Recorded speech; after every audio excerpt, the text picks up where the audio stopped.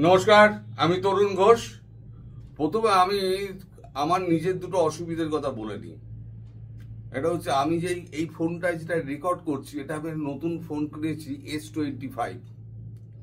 আগে যে ফোনটায় করতাম, সেই ফোনটাতে আমি যে ভিএনএ আমি ফেলে যে এডিট করতাম, এখন এই ফোনের যে ক্যামেরার রেজলিউশন এত বেশি, কোনো এডিটিং মানে এই অ্যাপ একে সাপোর্ট করছে না। ফলে আমি যখনই এডিটে ফেলছি তখনই ছবি হয়ে যাচ্ছে ঝাপসা, ঘোলাটে। ওই জন্য আমি ঠিক করলাম এখন থেকে আমি ডিরেক্টলি করে দেবো, মানে একেবারে আপলোড করে দেবো। ক্যামেরা থেকেই কোনো রকম এডিট ফেডিটে যাব না, আমি ডিরেক্টলি আপনাদের সঙ্গে কথা বলবো। এবার ফিরে আসি প্রসঙ্গে। প্রসঙ্গটা হচ্ছে যে আমি একটা পোস্ট করেছি যে আপনাদের দেশে সমস্ত পাকিস্তানি সেনা কর্তারা ঢুকছে। এই খবর আমরা খুব ভালো মতোই জানি। পাকিস্তানের প্রত্যেকটা পদক্ষেপ ভারতবর্ষ কড়া নজরের মধ্যে রাখছে এবং সেটা হিসেব নিকেশ চলছে যে কোথা দিয়ে কি হবে। তবে ভারত এটা নিশ্চিত যে পাকিস্তান পূর্ব সীমান্ত দিয়ে আক্রমণের ছক করছে এবং তার জন্য তারা ফেব্রুয়ারি মাস থেকে অস্ত্র ঢোকাতে শুরু করেছে। ফেব্রুয়ারি মাস বা মার্চ মাসে আপনাদের মনে থাকতে পারে একটা চিনির জাহাজ এসেছিল প্রথম পাকিস্তান থেকে। সেটাতে কোনো রকম আপনার ওই নোটিশ দিয়ে কোনো রকম ওই মানে ঝাড়াই বাছাইয়ের চেকিং এর কাজ টাজগুলো হয়নি, সেটা গভর্নমেন্ট নোটিশ দিয়ে করেছিল। সেই সময়তে ওই চিনির বস্তার আড়ালে ওখানে প্রচুর অস্ত্রশস্ত্র ঢুকেছিল এবং সেটা বিভিন্ন জায়গায় জমা আছে। তারপরও বিভিন্ন ক্ষেপে পাকিস্তানি জাহাজ এসছে এবং বিভিন্ন গোলা বারুদ সমস্ত কিছু আমেরিকার ভায়া পাকিস্তান হয়ে বাংলাদেশে ঢুকেছে।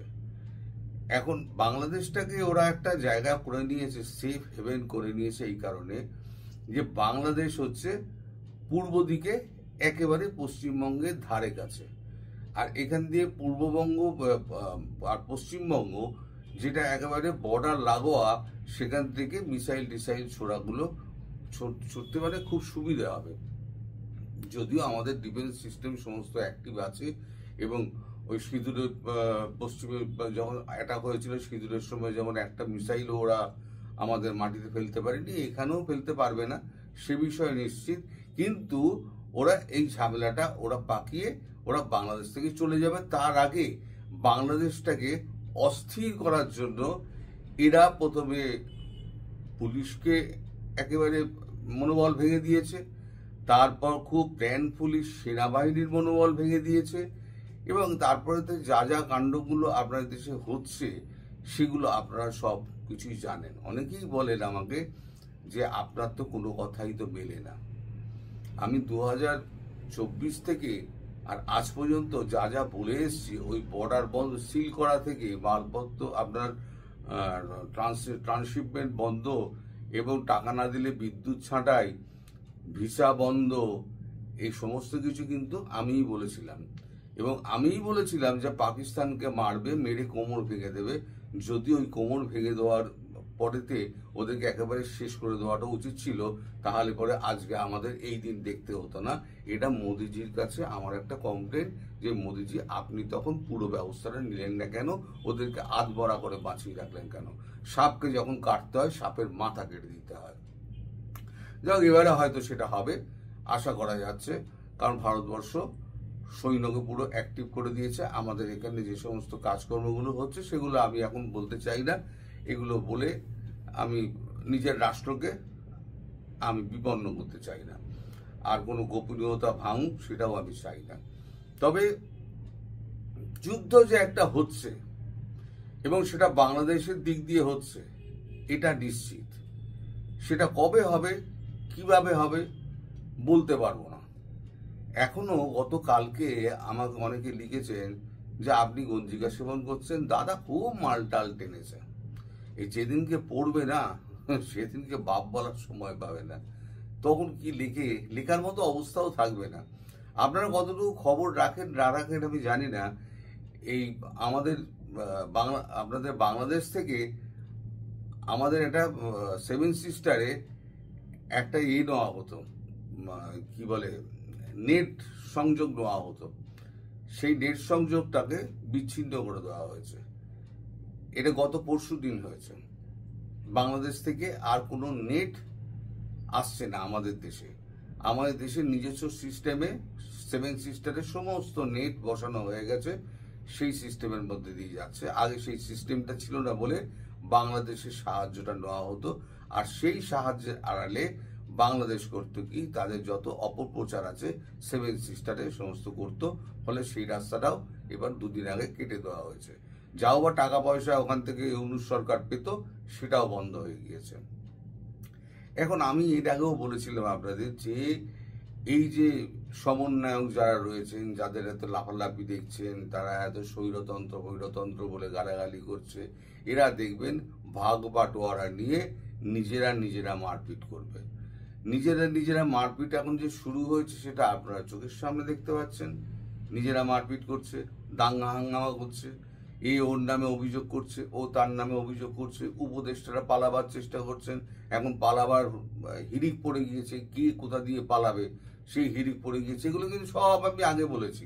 আপনার দর্শক আর পাঠক এরা হয় খুব ভুলো, এদের ওই আমাদের বই পড়ার মতো। বই রোজ না পড়লে পরে আগের পড়াটা আমি ভুলে যেতাম। এটা মানুষের স্বভাব, আপনার দোষ নেই। এটা আমারও হয়। আমিও যদি রোজ চর্চা না করি তাহলে আমিও ভুলে যাই, আমারও মনে থাকে না। ফলে আপনাদের মাঝে মাঝে স্মৃতি উস্কে দিতে হয় যে আমি এইটা বলেছিলাম, এইটা হয়েছে। পাকিস্তানকে মারবে বলেছিল, মেরেছে। এবং বাংলাদেশকে মারবে না, পূর্ব পাকিস্তানকে মেরে ঠান্ডা করে দেবে। এবং এমন মার মারবে আমি আপনাকে বলছি। এবার পাকিস্তানের মতো কিন্তু আধমরা করে ছাড়বে না।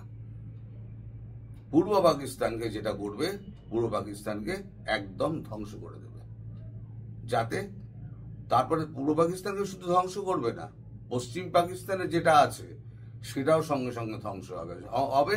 দুটো একই সঙ্গে, কিন্তু ডেট আমি বলতে পারছি না, কবে হবে ডেট আমি বলতে পারছি না। এখানে ঘন মিটিং হচ্ছে, কোথায় কি হচ্ছে না হচ্ছে আমি বলবো না। গতকাল পরশু শুধু টানা মিটিং হয়ে যাচ্ছে, এবং সিডিএ সহ সমস্ত সেনাবাহিনীর উপর মহলের কর্তারা সব এক জায়গায় বসে থিয়েটার কমান্ডে বসে তারা আলাপ আলোচনা করছে এবং প্ল্যান অফ অ্যাকশন ঠিক হচ্ছে। এবং যুদ্ধ এমন একটা জিনিস না, যুদ্ধে ঢোকার আগে তাকে সমস্ত প্ল্যানিং রেডি করতে হয়। আমি কোথা দিয়ে ঢুকবো, আমি কোথা দিয়ে বেরোবো, মানে সবার আগে এক্সিট রুটটা বার করতে হয় যে আমি কোথা দিয়ে আগে বেরোবো। আমি অভিমন্যুর মতো ঢুকে গেলাম চক্রবুয়ে, তারপরে বেরোতে পারলাম না, সেরকমভাবে যুদ্ধ হয় না। আমরা যখন যুদ্ধ পাকিস্তানের সঙ্গে করেছিলাম, বরাবর আমরা যে যুদ্ধগুলো করে এসেছি, আমরা কিন্তু বরাবর এক্সিট রুটটা আমরা ঠিক করে নিয়েছিলাম, যার জন্য আমরা প্রত্যেকটা যুদ্ধ আমরা জিতেছি। কার্গিল শেষ হচ্ছে, কার্গিলও আমরা জিতেছিলাম একটাই কারণে, অত উঁচুতে বসছিল, 16,000 ফিট না 19,000 ফিট ওপরে আমাদের বেয়ে উঠেছিল 1:20, মানে একজন পাকিস্তানি সেনা ইজুগাল টু 20 ইন্ডিয়ান সোলজার। ওই যে বলেছিলেন গুলি খেয়ে টপাটপ করে পড়ছে, আমরা নিজের চোখে দেখেছি। ওই মৃত্যু আপনারা দেখেননি। মৃত্যু যখন চোখের সামনে দেখবেন না, আর যুদ্ধ এই সমস্ত খেলা বলবেন না। তো এখন যে পরিস্থিতি হয়েছে, দেশটাকে এরা প্ল্যানফুলি অস্থির করে দিয়েছে। কারোর সঙ্গে কারোর সমন্বয় নেই, বাজার দর একেবারে লাগাম ছাড়া, সরকারের বাজারের ওপরে লাগাম নেই, সরকারের জনতার ওপর লাগাম নেই, সরকারের কোনো পার্টির ওপরে লাগাম নেই, পার্টির সরকারের ওপরে লাগাম নেই, আস্থা নেই, জনগণের সরকারের ওপরে আস্থা নেই। ইউনূস এখন পাগল হয়ে গেছে, ইউনূসের কথা কেউ শুনছে না। ইউনূস এখন নিজেই বলছে যে আমাকে না জানিয়ে উপদেষ্টা সচিবরা সমস্ত বিদেশ চলে যাচ্ছে, তাহলে আমি বসে আছি কি জন্য? আপনার অনেকদিন আগেই চলে যাওয়া উচিত ছিল। আপনি যাননি, আপনি ভুল করেছেন।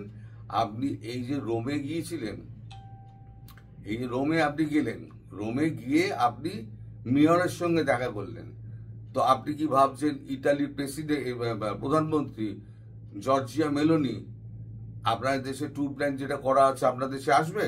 কখনো আসবে না। যে আপনি যার দেশে গেলেন সেই প্রধানমন্ত্রী আপনাকে ডেকে পাঠালো না, তা আপনি এখন ওখানে যাবেন, আপনি উনি আসবেন কি করে? এটা আপনি কি ভাবলেন আপনি কি করে? আর দ্বিতীয় হচ্ছে, আপনি আর কত মুখ পোড়াবেন? এই যে সৌদি আরবে সৌদি যুবরাজ পরিষ্কার বলে দিয়েছে আপনাকে আমরা পছন্দ করছি না, আপনি আসবেন না। ওই লুপসে না কে যেন, আপনার লুপসে সাহেবকে কে যেন আছেন এখন তো আপনার এনএসএ যিনি ছিলেন তিনি এখন তো আড়ালে চলে গিয়েছেন, উনি এখন সমস্ত কিছু করছেন, উনি যাচ্ছেন। তার মানে আপনাদের নোবেলজয়ী যে অধ্যাপক আছেন, নোবেলজয়ী অধ্যাপকের থেকে আমাদের চাওলার দাম কিন্তু অনেক বেশি, এটা কিন্তু আপনাদের মানতেই হবে।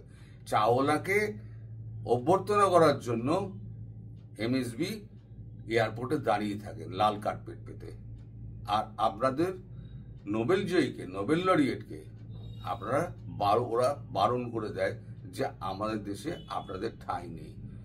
এবার দেখা যাক উনি কোন কোন দেশে যান। সেই দেশে গিয়েছেন, সেই দেশে কোনো রাষ্ট্রনায়কের দেখা উনি পাননি। আর এবার যদি অপমানিত প্রত্যেকটি জায়গায় হয়েছেন, এবার এই অপমানটা হওয়ার পর আর কোনো বিদেশে যাওয়ার ওনার প্ল্যান আছে কিনা সেটা এখন দেখতে হবে। যদি সত্যিই গিয়ে থাকে তাহলে বলতে হবে লোকটার একেবারে গন্ডারের চামড়া। আর ততদিন সুযোগ পাবে বলে আমার মনে হচ্ছে, এটা আমার নিজের বিশ্বাস। আমি আপনাদের বলতে পারবো না যে আমি একেবারে সঠিক কথা বলছি, আমি ঠিকও হতে পারি, আমি ভুলও হতে পারি। তো আমি তো সবসময় আমার গায়ে তো একটা ট্যাগ তো একটা লাগিয়ে দেওয়া আছে যে আমি ভুলভাল বলি, আমি আপনাদেরকে ভুল পথে চালনা করি। কিন্তু আমি যে একদিন ঠিক বলছি, আমি যে আমার কথা যে ঠিক হবে সেটা ভবিষ্যৎ প্রমাণ করবে। তখন আপনারা কি লেখেন তার জন্য আমি কিন্তু অপেক্ষা করব। সবাই ভালো থাকবেন, সুস্থ থাকবেন, সাবধানে থাকবেন। নমস্কার।